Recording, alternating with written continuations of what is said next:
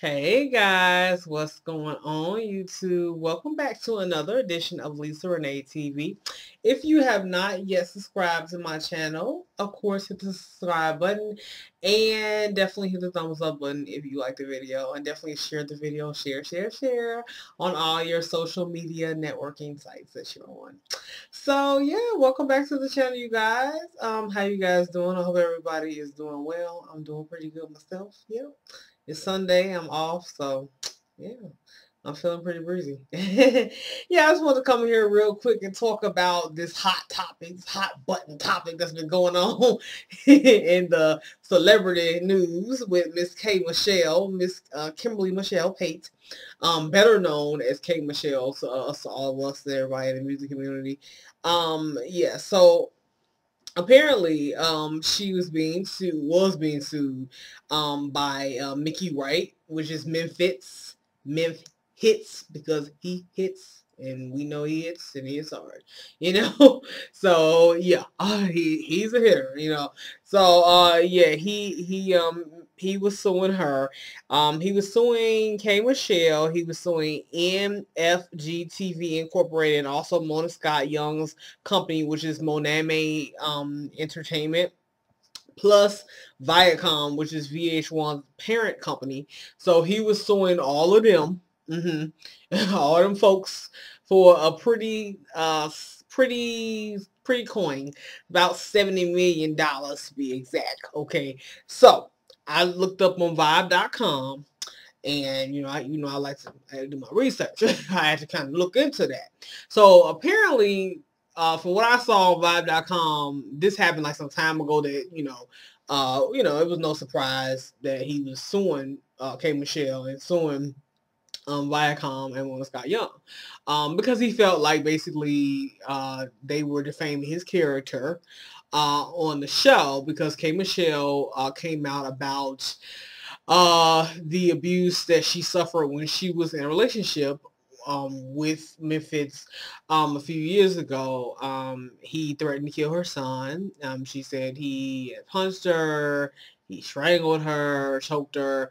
Just very, very horrible, verbal abuse, physical abuse. Yeah, basically he attacked her, and it was horrific, with her describing the abuse that she went through. And she went in full detail on Love and Hip Hop Atlanta when she was, because she started off on Love and Hip Hop Atlanta. For those of y'all who don't know, she started off on there, and then she later went to Love and Hip Hop New York. But she really didn't. She talked about the abuse in full steam, on Love and Hip Hop Atlanta. Okay, and she was telling Rashida about it, who she was friends with at first, but then that got ugly, because as she told Rashida wasn't really feeling, what she had to say, because she told her to her face basically like, you know what, I'm sorry, but I think you lying. Like, I don't believe you, right? And it was just craziness from that point on. Rashida didn't believe her. Of course, Toya, who was Memphis' wife, and like also Memphis and Toya are having some issues now too. I think they're separated now, so they're having problems in their marriage. But Toya didn't believe her, of course, because Toya was Memphis's wife at the time. So of course you naturally don't expect someone's spouse to believe you when you're spouting out stories about, oh, he abused me when we were together, years ago. Of course, the spouse is not going to support you. That was kind of like, that was a given. And then you had Tamar Braxton to jump in, who was a friend of Memphis, Toya, and Rashida, to say, no, I don't believe you too. You live in a fairy tale.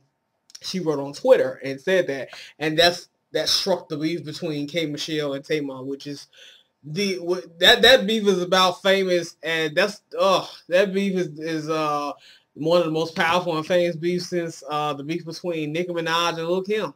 I'm like, damn, here's another beef going down in history. They've been going on and on. It won't die. I'm like, what is wrong with these two? Just back and forth, back and forth.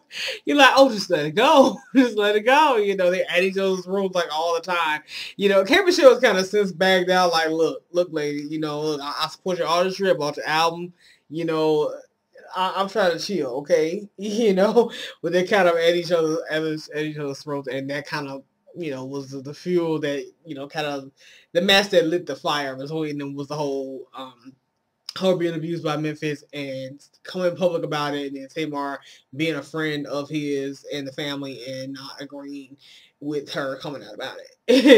So she kind of jumped on the bandwagon with that. Yeah, so basically he was asking for $1 per viewer per episode that his character was defamed, meaning pretty much the whole freaking 12 episodes season, which averaged about 3 to 4 million viewers per every Monday night.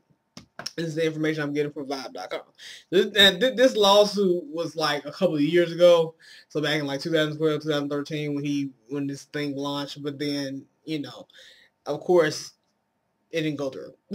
I mean, it went through, but it was denied. So he didn't win. He lost the lawsuit. So this is what we just found out about a week ago.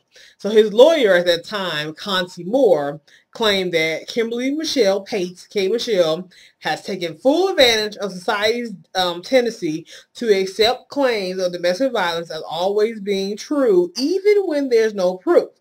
And the only abuse that occur is the malicious and calculated pattern of vicious lies that Miss Pate assailed for the purpose of fabricating a compelling storyline in an attempt to ruin my client's name. And basically, that's what she had to say in a nutshell. That the only abuser was the accuser. And I wasn't even planning on that to rhyme, but it did. So basically, Miss Moore, which is Memphitz lawyer at that time, no, she's saying there was no abuse that occurred, blah, blah, blah. K.Michelle's she's making up these lies, and the public is eating it up like chicken noodle soup. They just straight eating it up. And, she's using this because she's on this show. She has this platform. And my client is suffering. And Memphitz made a statement about, you defame my character. My family has suffered enough. She's out here talking about I've done all these things. And, how dare she? And I'm like, boo freaking who, Memphitz? Okay? Because I always believed her. I've always loved K.Michelle. I've always been a big fan of K.Michelle. Like before K.Michelle was K.Michelle, before she even really everybody knew her. I loved her since Falling. Like her song, feels like I'm falling. I'm falling and I can't get up. That song. Yeah, Falling and I Just Can't Do This. I love those songs. I loved her before, she really got out there like that, before she became a household name. So I love K.Michelle. So I was like, I'm naturally, I guess, biased because I'm riding for K.Michelle. And I have a passion for women's interests. I don't know if you all noticed or not. Like, I cater to us. I'm all about us, our betterment, and us just living fulfilling lives and being okay. And, when it comes to abuse of women, any kind, sexual, domestic, emotional, rights being taken away from us, whatever it is, I'm there for that. Like, I'm all for us being, the best that we can be, being at 100%. And, abuse is something that I don't tolerate, I don't condone, and it's no. So of course I was there for her. I was totally there for her story. Like, I believed her, from day one. I'm like, yeah, he probably did, because I know men like that in the music industry and in any kind of industry, but especially if a guy is famous and has power like that, men like that, yeah. They have paths, they have things they do. Now, he may not be that kind of guy now because he's never abused Toya. I mean, so we've never heard. But, it's guys who do that all the time. They do that. They abuse the women. They may hit you, slap you, cuss you out, sexually abuse you, whatever. And they feel like because I got money and I got a little bit of pull, just a little bit. They ain't got to be P. Diddy, like, have that much, or whatever. But, like, just have, it ain't got to be, Jay-Z or something like that. But, just a little bit, like, and he's having quite a big career too, but still, like, just, having just enough or having a little bit of a name, like, they feel like that. I mean, that means a lot, to be able to do that, because they can kind of skate by easily. They can do things like hit a woman that they were dating, beat a woman, just do whatever, and they feel like because, nobody knows her, she ain't nobody or whatever, they feel they can kind of get away with that, You know, it doesn't matter. She doesn't matter anyway. And they feel like they have a lot of power, you know, over her. And if a man feels like he can get away with it, it's certain kind of women that a man would do things to because he feels like he can. I can get away with this woman, so I'm going to do it. Now, maybe he'd get with another woman in the future and never lay a finger on her. Because something about her, he feel like, I can't get away with that with her. I can't, you know, I can't really be, you know, no, I'm not going to try it with her. But with her, this woman right here, I can knock her out, strangle the hell out of her, threaten her son, ain't nothing going to ever happen to me. You know, now he wasn't ready for her to come out and be a big star in her own right, which she is now. And now she's opening her mouth. She'd opened her mouth and told everybody what happened. So now he's like, oh my God, so now I wasn't ready for this. Now I'm going to sue her and make her look like she's just some crying, helpless victim. She's lying. She's trying to get attention. She making you look bad. I'm like, no. Is she making you look bad or are you really bad? Is she just exposing you and just saying, hey, you know, you're an asshole. Well, you were an asshole, you know. And this is what happened when I was with you. This is my experience. And I think that she has every right as a woman to come out and say, hey, look, I went through hell with this man. This man hurt me. He beat my ass. And those were her exact words. He beat my ass. This is what happened to me. Okay, I was hurt. He broke me down, you know, like she went through pain. I mean, that was a painful, scary moment. It was horrific. She probably thought she was going to die in the moment, you know, because a lot of women, especially black women, die at the hands of the abuser, which is sad, you know. So I think she has a right as a woman to come out with her story. And I'm glad he lost. Yeah, he lost the suit. He needs to lose because had he won, I would have been outraged. I think a lot of people would have been, you know, like, how dare he? Like, how dare he beat her up and then win, you know, the defamation suit too? So that was just like, just really blast her and just like really overwrite her reputation as this liar. And she, you know, I mean, clearly she isn't, because the man admitted finally under oath that he did smother her with a pillow and threatened to kill her son. So finally, at least I guess he was eating away his conscience, you know, because he knew he was lying. I'm like, you lying. You know, and that which is in the dark will one day come to the light. And finally he came out and said, yeah, I hit her. Yeah, I abused her. You know, because I'm like, she not lying. I mean, she said this stuff. Her story ain't changed. Clearly she was telling the truth. And, you know, Rashida, Toya, and Tamar, of course, you know, never were really on her side about it. You know, and you know, the thing is, of course, you know, do they owe her apology now, or should they?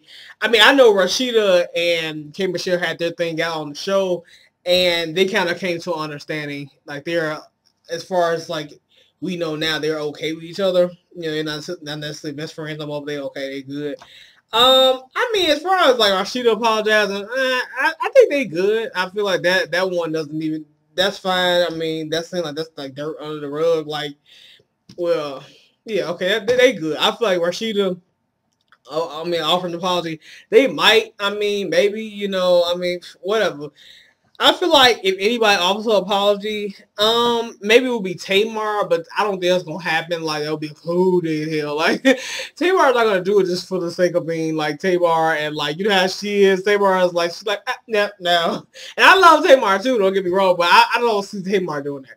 You know, because Tamar just cried about the whole Muppet thing. Like, she just got through crying about K.Michelle calling her a Muppet and hurting her feelings, making her feel like she's really, you know, a Muppet. And, you know, then this comes out right after that. So it's like, that kind of threw dust back in her face with the whole Muppet thing. So it's like, you know, so I'm like, yeah, that apology ain't going to come. That's a long time coming from Tamar. I'm like, she might. Tamar would have to sit down with herself and think about everything that's happened. But it's like, they're not friends. They probably would ever be friends. You know, I think they need to learn how to, as long as they respect each other's artistry and respect each other as women, and just say, you know what? Hey, we didn't have our differences, but you know what? Go ahead. You do you, I do me. We got to coexist in this world, in this music industry, and we going to keep it moving, you know, and I feel like every time they see each other, they don't need to be a side eye, because they're going to see each other a lot at a war show, and they got to learn how to coexist. So they can coexist peacefully. That's all that matters. And apology mess, you know, what Medea say, stop a power line. Stop a power line. You ain't got to stop lying. You know, you ain't serious, you know, so it's like, if it's not genuine, don't do it. So if she's moved to do it, go, yeah, you know, fine. But I feel like, why do we as women, like, we never support each other when it comes to a man abusing us, especially with black women. I noticed that too. You ever notice that? Like, time we tell each other a story about, you know, and then Tamar was in an abusive relationship herself, so you would think she would have wanted to reach out and be a little more supportive, but she wasn't. You know, so it's like, well, maybe it's because she knew Memphitz, but it's like you put it past him too quickly, though. For you to have been through abuse yourself, why you put it past him so fast? Just because you knew him? You know, so I mean, any man could, you know. I mean, I guess, I don't know, maybe it gets muddled when it comes to men that you know really well. Then it's like, oh, but he would never, you know, oh my gosh, he lying, you know. But it just got crazy because they started a beef that didn't need to start, you know, so it's crazy. But I think we as women and we as black women especially need to learn how to love each other a little bit more, a lot more, and just support each other, especially when one of us says, you know what, I was raped, I was molested, I was beat by a man, you know, I was hurt. Learn how to be supportive and stop always. The first thing shouldn't be you lying, girl, bye. You know, I'm like, no, that's not a girl by a moment. That's a girl, come here, I'm sorry, you know, I'm sorry, hug, and, you know, I'm so sorry happened to you. Let me be there for you. You know, let me find you some resources that can help. I mean, you know, damn, you know, like, you know, where's the love? You know, like, it's just, there's a love, you know, and we just gotta look at each other. We're not all like that, but a lot of us kind of just like side eye, and I'm like, you know, you gotta stop doing that. You know, we just so quick to jump the gun, assume that the guy's innocent, and I'm like, okay. You know, I'm like, why would you do that?